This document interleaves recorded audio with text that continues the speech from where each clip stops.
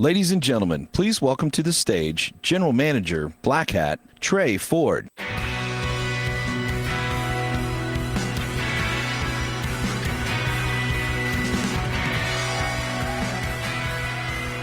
Good morning.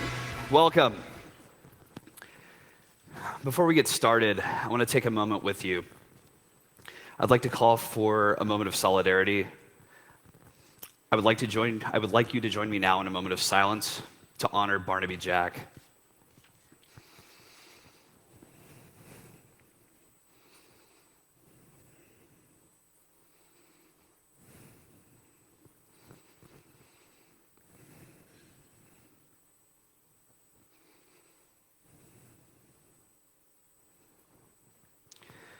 Black Hat remains focused on the community. We love you guys, and that is why we're here. We know that Barnaby would be proud of the amazing work we're going to showcase this year. And with that, Black Hat is proud of what you've done and to share this with you this year. Sorry for the start with a somber note. We're actually very excited about the show this year. There's just a lot of emotion in the room.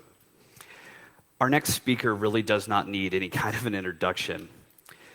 I think we're all very excited to hear from the General. The time for this conversation to happen is now.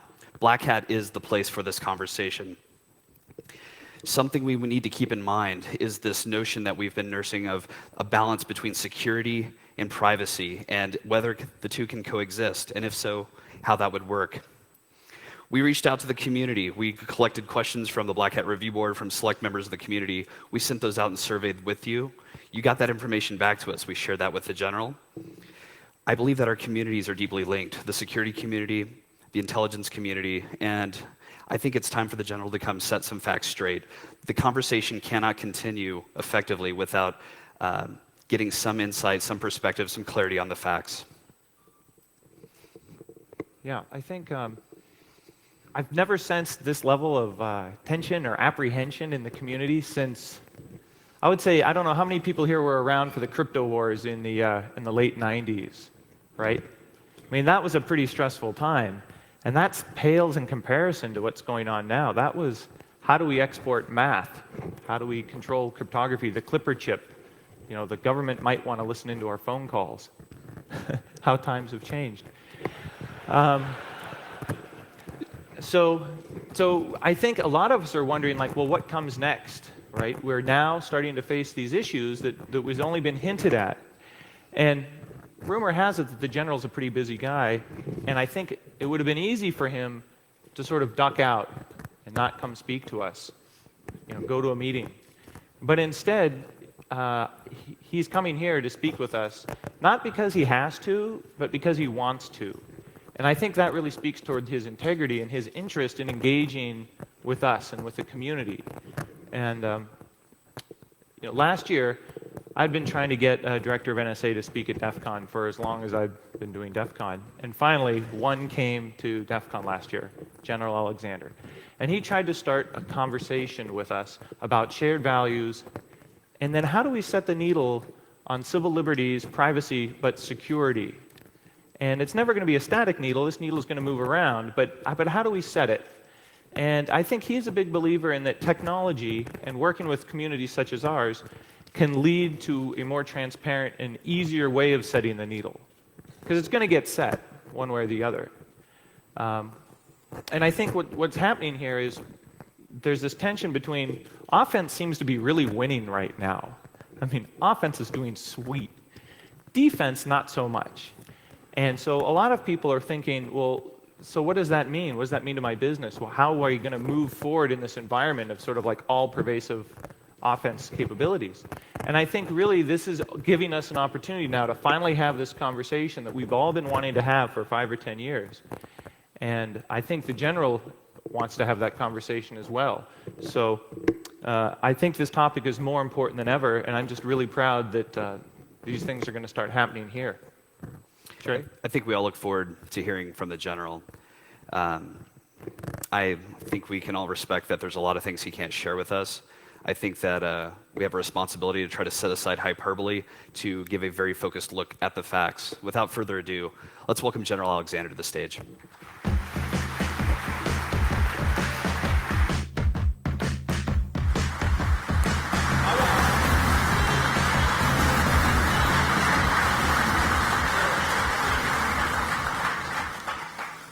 Well, Trey and Jeff, thanks for that introduction. I think what they said to start out with is the reason I'm here. This is the technical foundation for our world's communications, you folks right here. And the issue that stands before us today is one of what do we do next? How do we start this discussion on defending our nation and protecting our civil liberties and privacy? The reason I'm here is because you may have some ideas of how we can do it better. We need to hear those ideas. But equally important, from my perspective, is that you get the facts. And so what I'm going to do today is try to lay out those facts. Now, as Trey or Jeff said, there are good reasons why some of this is classified and why some of it is stuff that we just don't put out there. And the big reason from my perspective is because terrorists use our communications. They live among us. How do we come up with a program to stop terrorism and to protect our civil liberties and privacy? This is perhaps one of the biggest issues facing our country today. I also want you to get a sense for the people at the National Security Agency.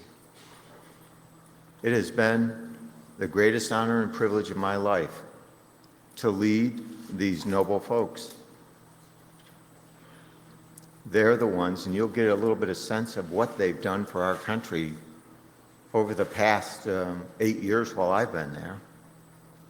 And their reputation is tarnished because all the facts aren't on the table. But you can help us articulate the facts properly. I will answer every question to the fullest extent possible, and I promise you the truth. What we know, what we're doing, and what I cannot tell you because we don't want to jeopardize our future defense. What we're going to do in this briefing is give you the facts on these programs, the business record, FISA, on FAA 702, on what we've done to stop terrorist attacks, address some of the problems that we see out there with inaccurate statements, and talk about where do we go from here. That's where you come in. We need to hear from you because the tools and the things we use are very much the same as the tools that many of you use in securing networks. The difference, in part, is the oversight and the compliance that we have in these programs. That part is missing in much of the discussion. I believe it's important for you to hear that, for you to understand what these people have to do in order to do their job to defend this nation, and the oversight regime that we have with the courts, with Congress, and with the administration. I think you need to understand that to get the full understanding of what we do and what we do not do. I think it's important to also step back. Let's go back to the beginning. How did we get here? And normally, being a general, I would say, next slide. But they gave me a device. And they said, figure it out. It says Q. I thought that would be clue. Okay. So, there we go. Let's go back to 1993, the World Trade Center.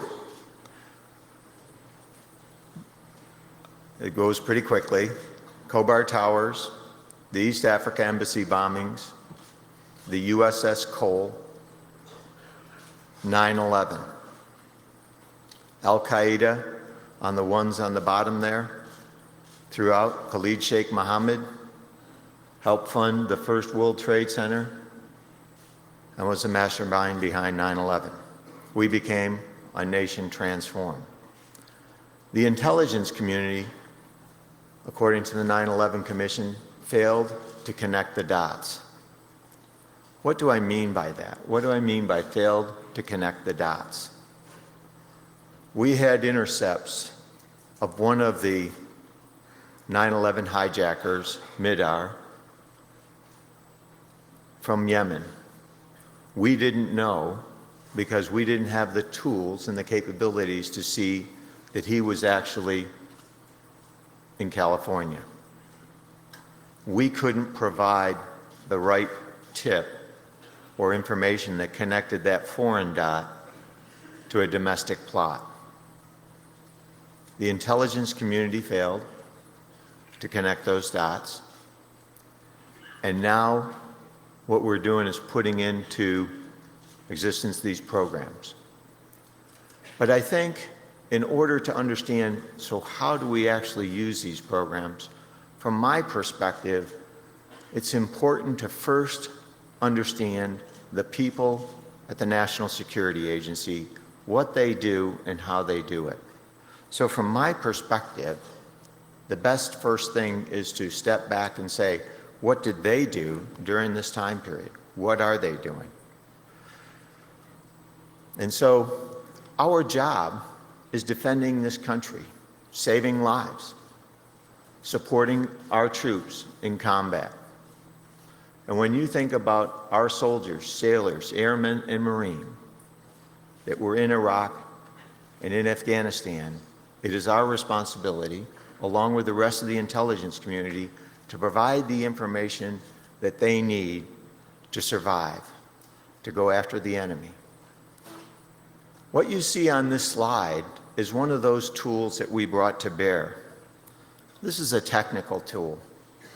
What's not shown on the slide is the thousands of NSA personnel who volunteered to go forward. Over 6,000 NSA employees have gone to Afghanistan and Iraq. 20 of those cryptologists paid the ultimate price to ensure our troops had the intelligence they need. That's a noble purpose. That's what these people do. And you can see the impact. And for me, it was an honor and privilege to work with these folks. The time and the effort that they spent. Our discussions with General Dave Petraeus, General Stan McChrystal, Ray Odierno, Lloyd Austin, and Admiral Bill Craven. Our job was to provide that intelligence that they need and the timeliness that they needed it to help them go after the adversary. And you can see the significant drop that occurred as we implemented those capabilities in Iraq and our troops went forward. This is absolutely superb. The mindset of these people is foreign intelligence to save lives, our military, our civilian. That is a true noble effort. And those are the types of people I have the great honor and privilege to lead. But the discussion today has to take that next step. Well, what about counterterrorism? And what do we do about the discussion that I put on the table from the World Trade Center in 1993 to 9/11? What now? We failed to connect the dots. And so we had to come up with a way of helping to stop the attack. Our government, Congress, the administration, and the courts all joined together to come up with programs that would meet our Constitution and help us connect those dots. I think it's important to understand the strict oversight that goes in on these programs, because the assumption is that people are out there just wheeling and dealing, and nothing could be further from the truth. We have tremendous oversight and compliance in these programs, auditability.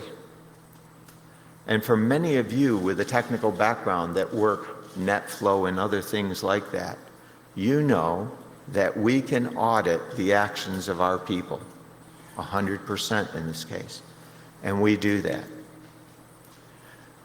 But this information and the way our country has put it together is something that we should also put forward as an example for the rest of the world. Because what comes out is we're collecting everything. That is not true. What we're doing is for foreign intelligence purposes to go after counterterrorism, counterproliferation, cyber attacks. And it's focused. And if you think about net flow and the amount of information, you couldn't afford or don't want to collect everything.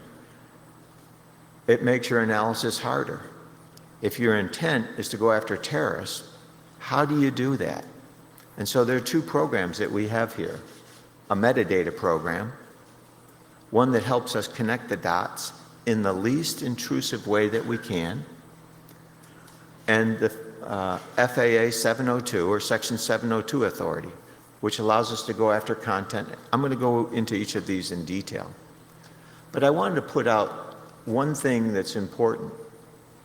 Industry just doesn't dump stuff to us and say, hey, here's some interesting facts. They are compelled by a court order to comply. They are compelled by a court order to comply, where all three branches of our government have come together. Think about the lawful intercept program that we have here. I think this is a standard for other countries because we have the court overseeing it, we have Congress overseeing it, and we have the administration, and I'll go into all the different parts of the administration that oversees that. And I've heard some people say that the court is a rubber stamp. I'm on the other end of that table with federal judges. And anybody here who's been up against a federal judge knows that these are people with tremendous legal experience that don't take any, I'm trying to think of a word here, from even a four-star general. They want to make sure that what we're doing comports with the Constitution and the law. And they are dead serious on it. These are folks that have given their whole lives to our nation's judiciary system. These are folks who know they're probably not going to go to the Supreme Court, but they want to do something for our nation. These are tremendous judges. They aren't a rubber stamp. And I've been in front of that court a number of times. I can tell you from the wire brushings that I've received, they are not a rubber stamp. Let's go into the details of these programs. Press the button.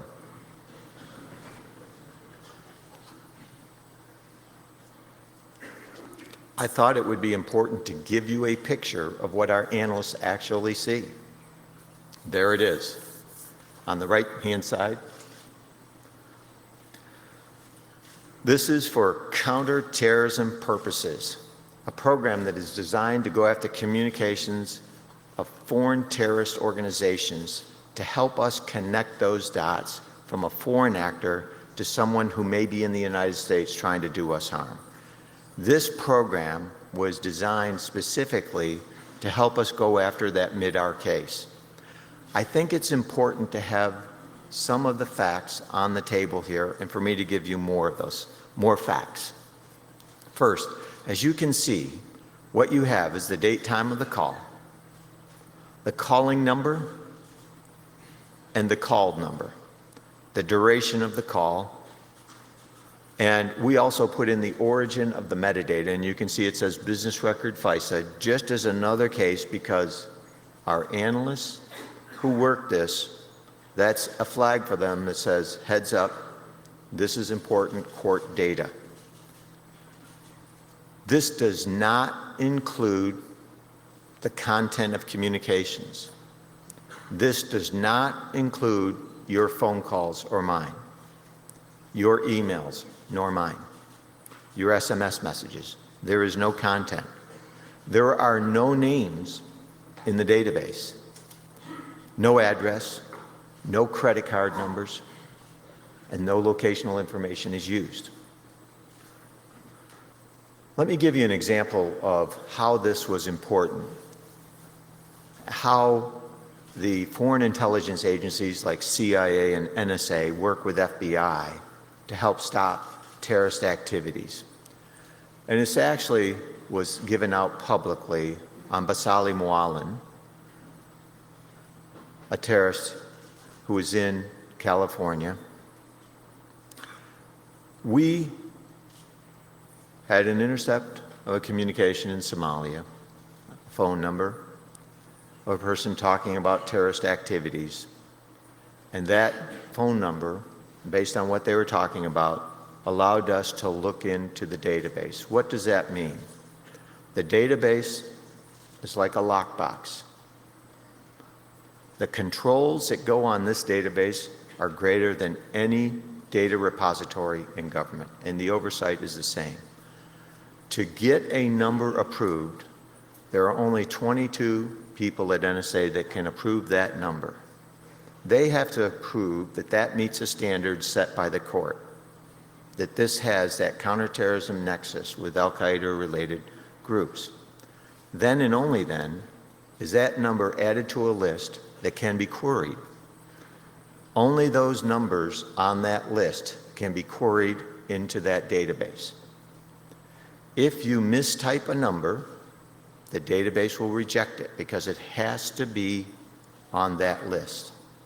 Only 35 analysts at NSA are authorized to run queries. They have to go through 3 separate different training regimen and pass tests to actually do queries into that database. In 2012, there were less than 300 numbers approved, bless you, approved for queries. Less than 300 numbers. Those queries resulted in 12 reports to the FBI. Those reports contained less than 500 numbers. Not millions, not hundreds of thousands, not tens of thousands, less than 500. The intent of this program was to find a terrorist actor and identify that to the FBI. If you think about it, the FBI is a great agency. Director Bob Mueller is one of the greatest people I have ever met. His agency does tremendous work for this country. Our job is not to complicate his life by giving him as many numbers as we can. Our job is to help him focus on the right numbers. And the number that we gave him in California, they had actually had, we gave that to them in 2007. In 2004, they had run an investigation on that individual, but did not have enough information to open up a full field investigation. So they closed that investigation down. In 2007, with the number we gave them, they had enough information. They take that number, and now their portion of this is they can take a national security letter, find out who that number belongs to, and they found out it was Basali Moalen. They can then, with probable cause, get a warrant. NSA only has the fact of a number. FBI can take that, see where it connects to, use national security letter and the legal authorities given to them to take the next step. That resulted in the capture of Bazali Mwalin for material support to terrorism and several co-conspirators. The other program that I would like to talk to is the one we refer to sometimes as PRISM, but PRISM is part of it. It's the FAA 702 authority. This is for foreign intelligence purposes. This is content. This is not targeting U.S. persons. This is targeting threats overseas. This is our lawful intercept program, which is analogous to many other countries around the world. They compel service providers to provide information just as we do. But I mentioned earlier, we have, I believe, a great standard when we look at the court, Congress, and the administration all looking at what we do on each of these. I should mention on the previous slide, 100% auditability. So let me just go back to that. I didn't give you that part, and I promised I would, so I don't want you to think I left that out. 100% auditability. Well, that was quick. So maybe there is a no going back. So on this program, 100% auditability on every query that we make. And that is overseen by our Inspector General, our General Counsel. In 2009, in our discussions with the President, when he first came on board, we talked to him about these programs. And the issue was, how do we know the compliance is there and what more could we do? We stood up, working with the committees in Congress, a directorate of compliance. This directorate of compliance is headed by legal professionals and information specialists that can look at everything that we do in these programs and ensure they comport with the court orders. But we also have oversight from the Director of National Intelligence, General Counsel and IG, from the Defense Department, from the Department of Justice, from the White House, from Congress, the Intel committees, and from the courts. Our people have to take courses and pass exams to use this data.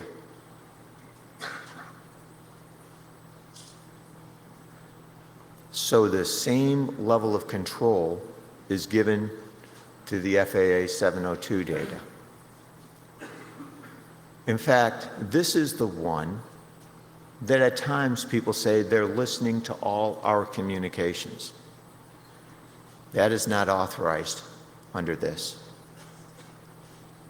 But the issue would be, for me standing up here, many are going to say, well, I hear what you're saying, but I don't trust that.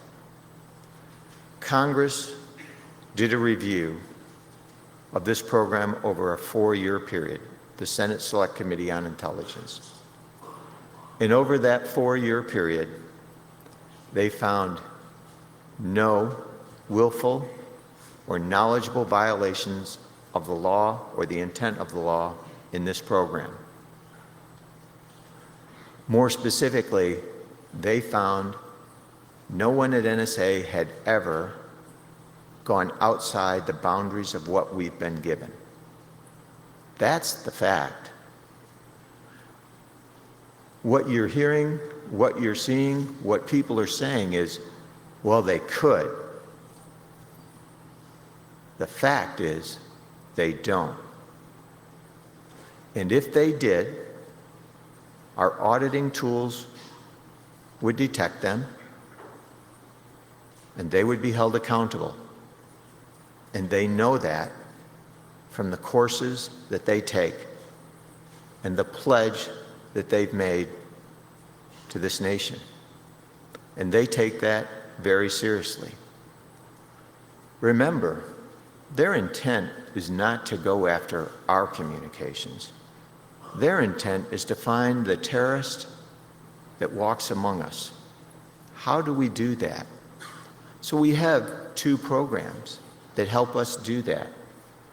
One is on metadata, the least intrusive measure that we could figure out, and that's something that we should discuss, that allows us to hone in and give the FBI greater insights into these actors. And we have this content program, again audited, again our people that go through this have to go through these courses and pass those tests. There are allegations out there that they listen to all our emails. They do all these things. That's wrong. We don't. And if we did, we would be held accountable. 100% auditability on what we do here. At times, I look at that and say, is this too much? Our people say it's the right thing to do. The nation needs to know we're going to do the right thing. We comply with the court orders and do this exactly right. And if we make a mistake, we hold ourselves accountable and report it to everyone. I want to give you an example of what this means to us, what this means to our nation. I'm going to talk about the Zazi case, or the New York City subway bombing, because I think it's important for you to understand how these programs come together. NSA, our CIA, our foreign intelligence agencies, our allies have good ways to go after terrorists. One of those was an Al-Qaeda operative operating out of Pakistan. And we had insights to some of his communications and what he was doing. We took his name and through the 702 court compelled one of the service providers to give us the content of his communications, his email. In those emails, we saw him working with an individual unknown to us, discussing an imminent terrorist attack. All we knew, they were looking for the recipes for bombs. We had an email address, and in the email was a phone number. We didn't know if the phone number was US or overseas. We gave the email address to the FBI. Again, the FBI has legal authorities then to take that email address and find out whose address is this. And this was Najibullah Zazi, a terrorist in Colorado. And they told us that the phone number that was in that email was his. We used that phone number to go into the business records FISA data because it had nexus to an Al-Qaeda related operation. We found the first connection from that phone number in Colorado to an unknown phone number to the FBI in New York City. But the important thing was that phone number in New York City also was talking to another terrorist-related actor. And on another layer out to yet another terrorist. That helped us tell the FBI that number in New York City is really important. That number was Addis Metajunin. Time was of the essence in this case. You may recall that Zazi was driving across the country to conduct the attack. We intercepted this around the 6th of September, and the attack was supposed to occur by 14 September. The FBI has to put these pieces together based on our input, what they get from Customs and Border Patrol, what they get from other intelligence agencies and law enforcement, and figure out what's going on. They are superb. They stopped this attack. This would have been the biggest attack in the United States since 9/11. It came, the initial tip came from the PRISM FAA 702 data. The business record FISA is a tool that also adds value, but it can only add value in the United States. So what does that mean? What have these capabilities done? We have talked about 54 different terrorist-related activities. I put them up here so that you can see what we've been able to do. These are facts. This is a partnership between our foreign intelligence agencies and the FBI, between our country and our allies. We stopped 13 related terrorist activities in the United States and 25 more in Europe. There are a number of things that comes out of this slide. First, the business record FISA can only help in those that are in the United States. It had a role in 12 of those 13. In 4, it came up with no results that was of operational value to the FBI. In the other 8, it provided leads for the FBI to go after. FAA 702 provides value across 53 of these, and in roughly half of them, it was the initial tip. Our nation takes stopping terrorism as one of the most important things. Freedom. Exactly. And with that, when you think about it, how do we do that? Because we stand for freedom. Not that.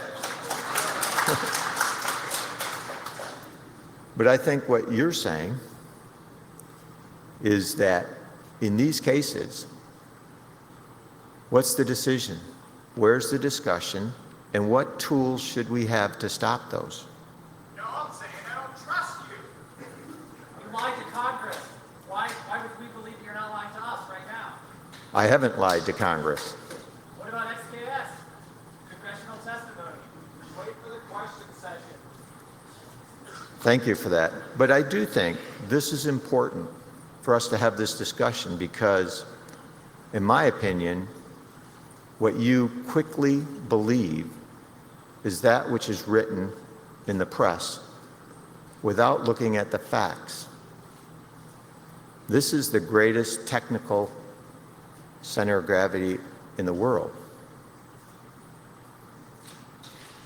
I ask that you all look at those facts. Check that out. Read the congressional testimony. Look at what we're talking about here because this is our nation's future. This is what we've done with these programs. And in my opinion, that's not bull. Those are facts. And what we see coming at our country is more of the same. So the question that we have with all of us, so what do we do? Let's begin that discussion. We ought to put the facts on the table and have that discussion so that people who are revealing information that can hurt the future of this country and our citizens, I believe that is irresponsible and will have significant damage to our country. How do we defend this country? That's the question. What you're asking us to do is to defend the country, and we take an oath to that Constitution, and we take that very seriously. It's not either or, it's both. And so here, if you want to be constructive and you want to help get this right, be part of that discussion. Put the facts on the table. That's what we need. You need to understand what we're trying to do to defend the country and protect civil liberties and privacy. On the business record FISA, 15 judges have approved that 34 times. Congress, the courts, and the administrations have looked at it. This morning, the Director of National Intelligence declassified some of those. Review that. See what we do in going after these. So with that, I'd like to open it up for questions.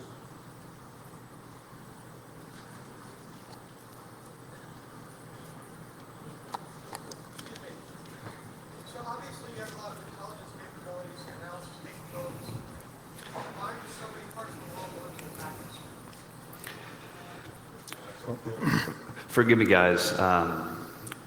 Generally speaking, we provide the keynote the opportunity to determine if he wants to accept questions from the audience or to receive them in an organized manner. We reached out to the community to try to gather those, to organize those. We weighed them, we ranked them. This is not canned. The general doesn't know what we're throwing at him, but I want to make sure that we're asking your questions for you. We've got a very limited amount of time. If I could, though, please. I have no problem It's answering yours. that question because I think that's a great question. Why? Repeat the question. So the question that was asked was, so why do countries want to attack us? Why does Al-Qaeda want to attack us? Why do we stand in the way of them reaching their objective? And I think you should look at what they're trying to create, a caliphate. They believe that the Middle East should be run under the Islamic law, Sharia form of law, and that everybody should comply with that form of law. And that we, the United States, working in the Middle East, have stood in their way. They want to attack us. They want to attack us because we're bombing them. Go ahead. So it is interesting that when you look at it, go back to the facts of '93, the World Trade Center, the coal. Look at the East Africa embassy bombings. Look at 9/11.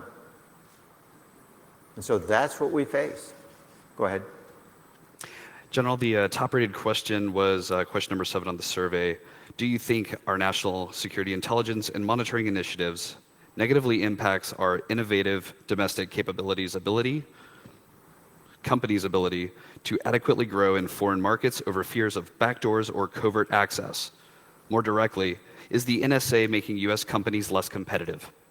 That's a great question. So from my perspective, I think it's important that we put the facts on the table of what lawful intercept is and what these companies are compelled to comply with. And every country has lawful intercept, or almost every country has lawful intercept programs that compel companies to provide information. The difference from my perspective is the oversight by the courts, Congress, and the administration in ensuring that we do this right. Go ahead. There was a great question posed yesterday. I would like to echo that. There was a clear difference between the NSA cannot and the NSA will not. It's a discretionary or it's a preventative control. So there are both. I think there are technical things that we can do to limit our collection, and we do that. In the United States, if you think about net flow and what you do perhaps in securing a network, how you look at different parts, you can shield off certain parts from collecting net flow data. We do the same thing to ensure we comply with the law. So the domestic communications we can technically take off. But there has to be another set of standards, because the reality is communications oftentimes are international. What happens if we run into a US person's communications? So part of what has been recently released talks about the minimization procedures, the training that everyone at NSA has to go through if we run across those communications. And we hold our people accountable to doing that exactly right. One question that came up a lot out of band was once a classified document is publicly leaked, as in the case of the PRISM documents, why does the classification remain the same? Why can't government employees look at the internet? Well, well, there's two reasons on that one. I think the issue is on this, how do we protect our nation? How do we defend it? You know, some of this is classified. It's not classified to keep it from you, a good person. It's classified because sitting among you are people who wish us harm. If we tell everybody exactly what we're doing, then the adversaries will know how to get through our defenses. That's why I believe that what has happened, the damage to our country, is significant and irreversible. What we're talking about is future terrorist attacks. And when you look on this slide here, will we have the success over the next 10 years that we've had over the last? And I think it is worth considering what would have happened in the world if those attacks, 42 of those 54, were terrorist plots.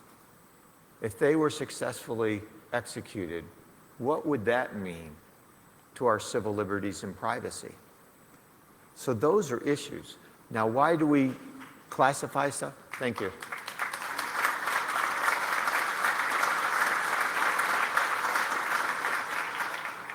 Go ahead.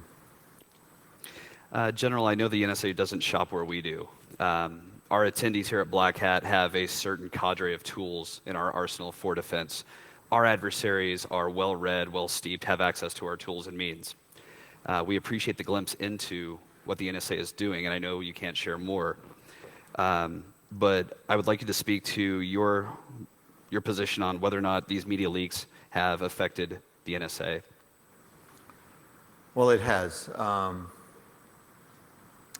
You know, and I think you can hear it from some of the comments that we've gotten here, the sporadic comments.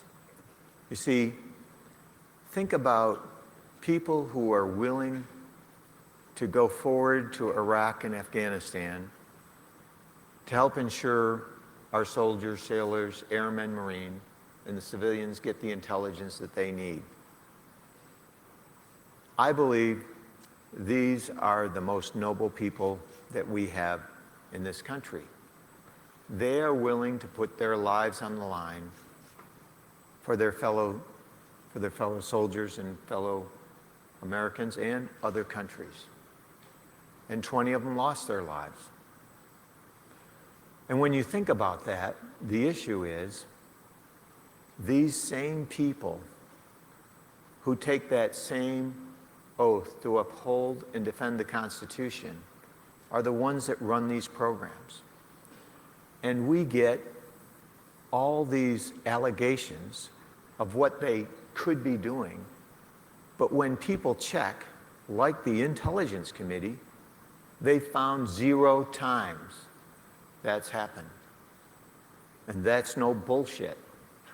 Those are facts.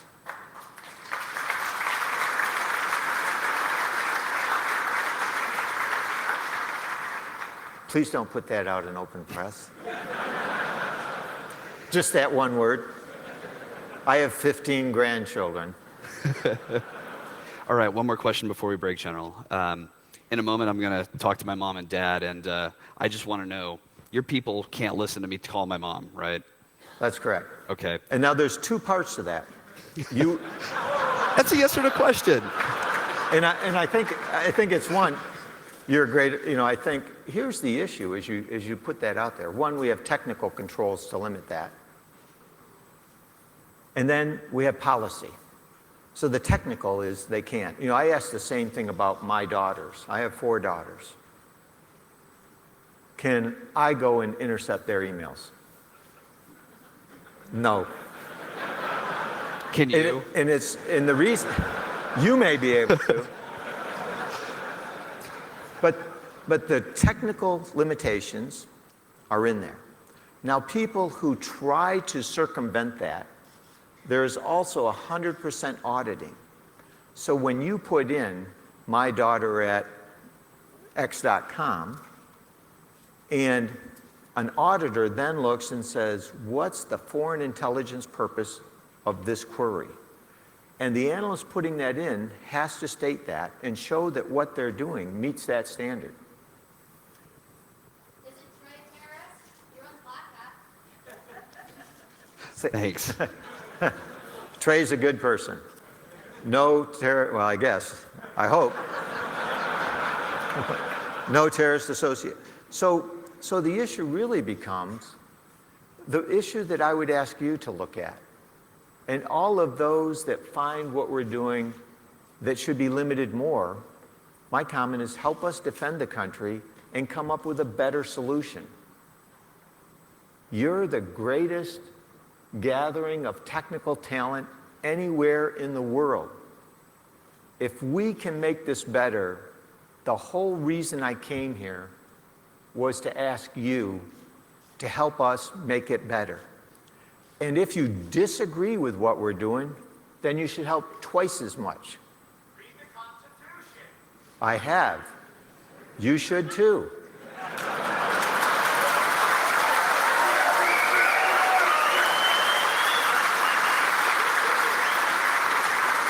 General, I know that it would have been a lot easier to not come. Black Hat is a warm, loving crowd that loves, guests in a different way. Yeah. But thank you so much for coming out. Thank you.